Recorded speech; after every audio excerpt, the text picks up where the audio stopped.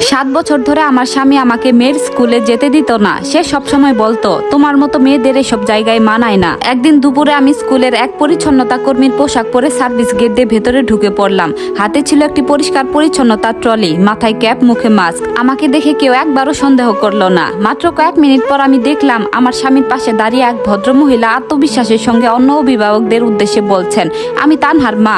আমি নিঃশব্দে মোবাইল বের করে ভিডিও রেকর্ডিং চালু করলাম, কারণ তখনও বুঝিনি আমার স্বামীর পরকীয়ায় তার সবচেয়ে ছোট গোপন সত্য ছিল। আজ যদি তুমি স্কুলে যাও তাহলে তানহাকে সবার সামনে লজ্জায় ফেলবে। আমার স্বামী রাশেদ কথাটা বলল এমন ভাবে যেন বিষয়টা নিয়ে আর কোনো আলোচনা করারই প্রয়োজন নেই। সে আয়নার সামনে দাঁড়িয়ে দামি ঘড়িটা হাতে পড়ছিল, আর আমি বিছানার পাশে দাঁড়িয়েছিলাম নতুন একটা শাড়ি পরে। গুলশানের ছোট্ট একটা বুটিক থেকে নিজের জমানো টাকা দিয়ে কিনেছিলাম। খুব দামি নয়, কোনো নামি ব্র্যান্ডও নয়, কিন্তু শাড়িটা পরে অনেকদিন পর নিজেকে আবার আগের সেই মানুষটার মতো মনে হচ্ছিল।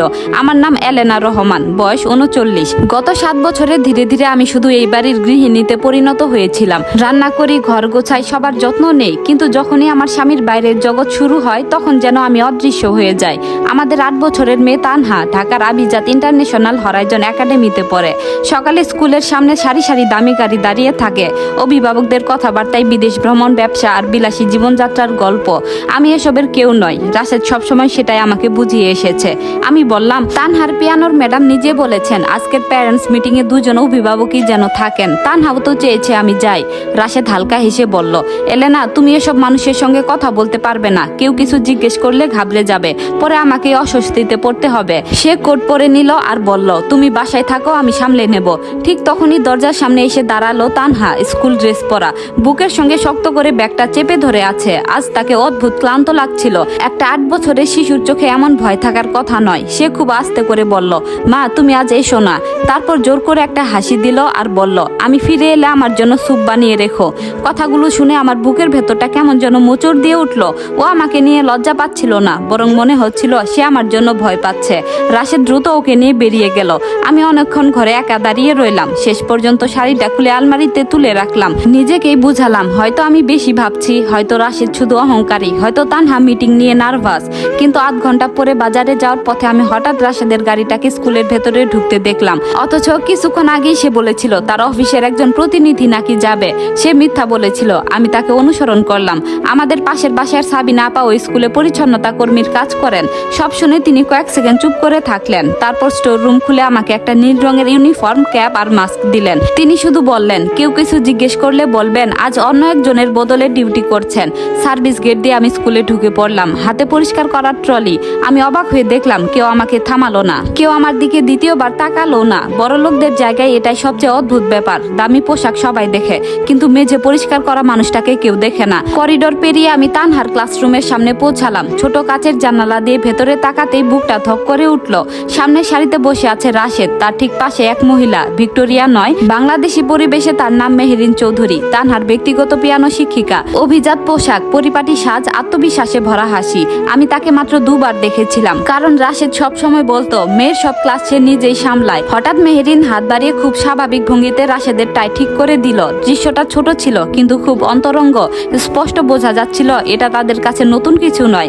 কিছুক্ষণ পর মেহেরিন উঠে দাঁড়িয়ে উপস্থিত অভিভাবকদের উদ্দেশ্যে বলল, আমি আর আমার স্বামী রাশেদ আপনাদের সবাইকে ধন্যবাদ জানাই। আমাদের মেয়ে তানহার পাশে থাকার জন্য স্কুল কর্তৃপক্ষের প্রতি আমরা কৃতজ্ঞ। সঙ্গে সঙ্গে পুরো কক্ষে হাততালি পড়ে গেল। আমার হাত ট্রলির হাতলে শক্ত হয়ে গেল। এতদিন আমি ভেবেছিলাম রাশেদ আমাকে লুকিয়ে রাখে, কারণ আমি অভিজাত নয়, কারণ আমি দামি কাপড় পরি না, কারণ আমি ইংরেজিতে সাবলীল নয়। কিন্তু আজ বুঝলাম সে আমাকে লুকিয়ে রাখেনি, সে আমাকে মুছে ফেলেছে। এই স্কুলে সবাই বিশ্বাস করে মেহেরিনই তানহার মা, কিন্তু তার থেকেও ভয়ঙ্কর একটা বিষয় আমার চোখ এড়ালো না। তানহা ক্লাসরুমের এক কোণে একা বসে আছে, মাথা নিচু, হাত দুটো শক্ত করে চেপে রেখেছে। আজ তো তার খুশি থাকার কথা, এটা তার প্রতিভার জন্য আয়োজন করা অনুষ্ঠান, কিন্তু ওকে দেখে মনে হচ্ছিল সে ভয় পাচ্ছে। মিটিং শেষ হওয়ার পর সবাই রাশেদ আর মেহেরিনকে অভিনন্দন জানাতে লাগলো। মেহেরিন তানহার কাছে গেল, সবার সামনে খুব মায়া করে মেয়ের কাঁধে হাত রাখলো, কিন্তু আশেপাশের লোকজন সরে যেতেই তার মুখের হাসি মিলিয়ে গেল। সে তানহার হাত শক্ত করে চেপে ধরলো, কানের কাছে মুখ নিয়ে কিছু একটা বলল। তানহা কেঁপে উঠলো, কোনো প্রতিবাদ করলো না, হাত ছাড়ানোরও চেষ্টা করলো না। সবচেয়ে ভয়ঙ্কর বিষয়, এতে ওর কোনো বিস্ময় ছিল না। মনে হচ্ছিল এটা ওর কাছে নতুন কিছু নয়। আমি ছুটে গিয়ে মেয়েকে নিয়ে আসতে চেয়েছিলাম। ঠিক তখনই রাশেদ এসে দুজনকে নিয়ে পার্কিং এর দিকে হাঁটতে শুরু করলো। দূর থেকে দেখতে ওদের একেবারে সুখী পরিবারের মতো লাগছিল। আমি ইউনিফর্ম পরে আড়াল থেকে অনুসরণ করতে লাগলাম। রাশেদ গাড়ির দরজা খুলে দিল। তানহা ধীরে ধীরে পেছনের সিটের দিকে এগোলো। হঠাৎ ও কাপা গলায় বলল, আব্বু আমি ভালো থাকবো, প্লিজ রাগ করো না। রাশেদ কোনো উত্তর দিল না। তানহা গাড়িতে উঠার আগে খুব নিচু স্বরে আরেকটা কথা বলল। সেই কথাটা শুনে আমার শরীরটা ঠান্ডা হয়ে গেল। সে বলল, প্লিজ আজ আমাকে আবার ওই ঘরে তালাবদ্ধ করে রেখো না। আমি স্থির হয়ে গেলাম। সেই মুহূর্তে আর পরকীয়া নিয়ে আমার কোনো মাথা ব্যথা ছিল না, না মিথ্যা পরিচয়, না বছরের পর বছর আমাকে অপমান করার হিসাব। সবকিছুর চেয়ে বড় হয়ে দাঁড়ালো একটা সত্য, আমার মেয়ে ভয় নিয়ে বেঁচে আছে, আর আমার স্বামী সেই ভয়কে থামানোর বদলে আরো বাড়িয়ে দিচ্ছে। আমি ধীরে ধীরে পকেট থেকে মোবাইল বের করলাম। এক চাপে ভিডিও রেকর্ডিং চালু হলো। আজ যাই ঘটুক, রাশেদ আর মেহেরিনের সব গোপন সত্য আমি প্রকাশ করবই। সেদিন রাতে আমি এক মুহূর্তের জন্য ঘুমাতে পারিনি। তানহার সেই কাপা কণ্ঠস্বর বারবার আমার কানে বাজছিল, প্লিজ আমাকে আবার ওই ঘরে তালাবদ্ধ করে রেখো না।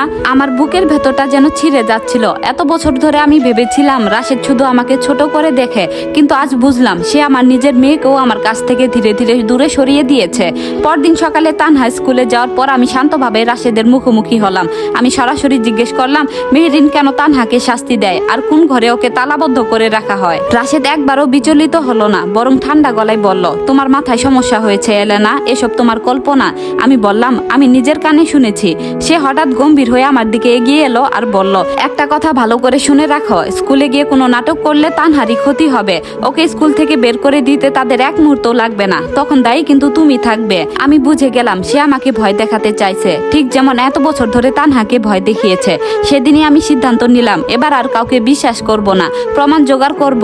আমাদের এক আত্মীয়ের মাধ্যমে পরিচয় হয়েছিল সাবেক পুলিশ কর্মকর্তা আরিফ রেজার সঙ্গে।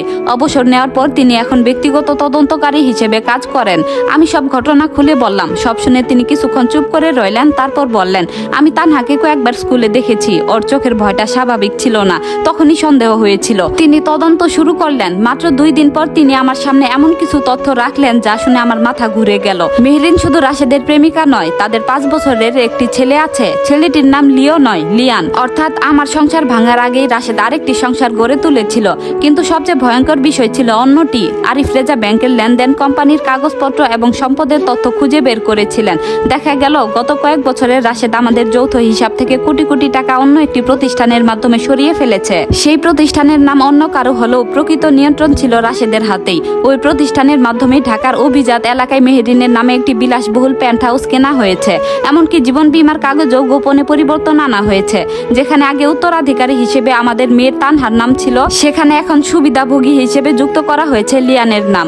আমি স্তব্ধ হয়ে বসেছিলাম। আমার স্বামী শুধু আমাকে প্রতারণাই করেনি, সে পরিকল্পনা করে আমার মেয়ের ভবিষ্যৎ কেড়ে নিতে শুরু করেছে। তবুও আরিফ রেজা শান্ত গলায় বললেন, এসবই সন্দেহ তৈরি করে, কিন্তু আদালতে জিততে হলে এর চেয়েও শক্ত প্রমাণ লাগবে। আমি ধীরে ধীরে মাথা নাড়লাম আর বললাম, হ্যাঁ, এবার আমাদের এমন প্রমাণ দরকার যা রাশেদ আর মেহেরিন কোনোভাবে অস্বীকার করতে পারবে না, আর সেই প্রমাণই তাদের জীবনের সবচেয়ে বড় মুখোশ খুলে দেবে। গল্পটি কেমন লাগলো জানাবেন। এটি ছিল গল্পের প্রথম পর্ব, আর পরবর্তী পর্বটি শুনতে চাইলে অবশ্যই একটি কমেন্ট করবেন। ধন্যবাদ।